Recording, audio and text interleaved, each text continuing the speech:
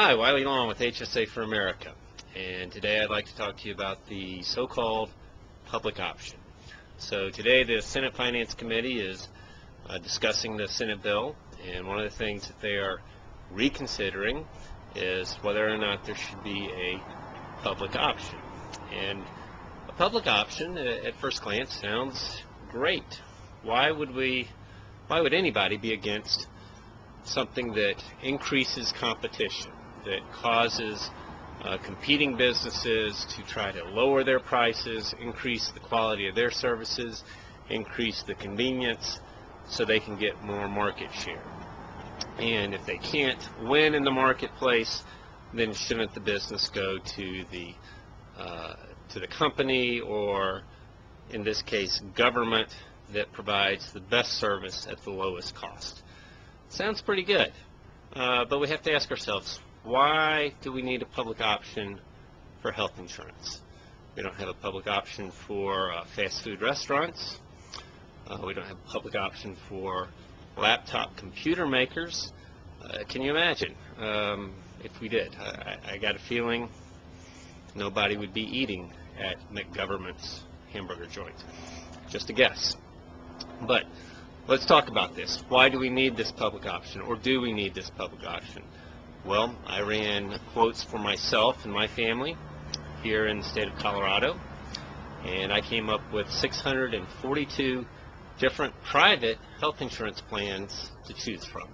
642. So would 643 make a difference? Would having that public option really help? Well, it's hard to make that argument.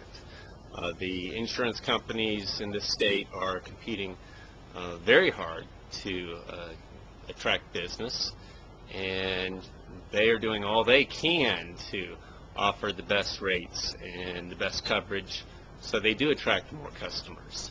But that's not the case in all states. There are some states where there are only a couple insurance companies offering a handful of plans. So maybe we need a public option in those states, or maybe we need to ask ourselves exactly why are more insurance companies not competing for the business in those states. And if we do that, we start to see some answers. We see that the states where there's not a lot of companies competing for the business are states that put some onerous regulations and requirements on insurance companies that make it very difficult for them to not lose money by going into business in that state. And so that's why they choose not to. So what are some of these regulations? Well, there's guaranteed issue laws.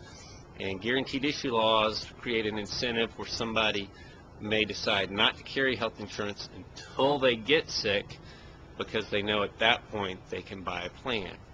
Well, when that happens in the marketplace, not enough healthy people buy health insurance. Only the sick people buy health insurance, and the rates get very, very expensive.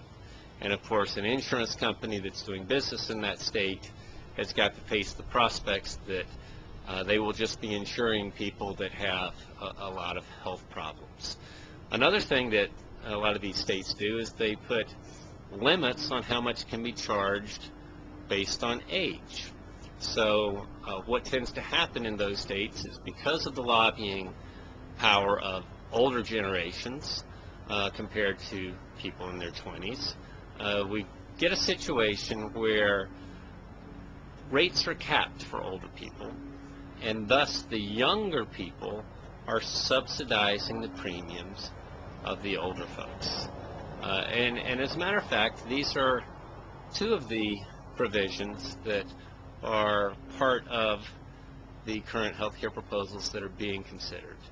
So we can see why companies don't compete for the business in all states like they do here in Colorado, and the problems that causes. And generally that's a direct result of government overregulation. But so what? Why not have a public option anyway?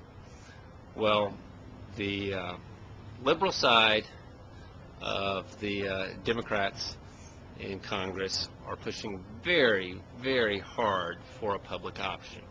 Now, we can ask ourselves, is this because they believe so strongly in the free market and the benefits of competition, or is there another reason why they want a public option so badly? Well, if we ask that question, we can quickly see that something else is going on slightly undercover here. And what is going on is the reason they want a public option is because what they really want is a government takeover, single-payer healthcare system. That is the whole purpose behind this push for a public option, or a so-called public option. So, just keep that in mind when you're considering what these proposals are and what Congress is really wanting to do about the current healthcare situation in this country.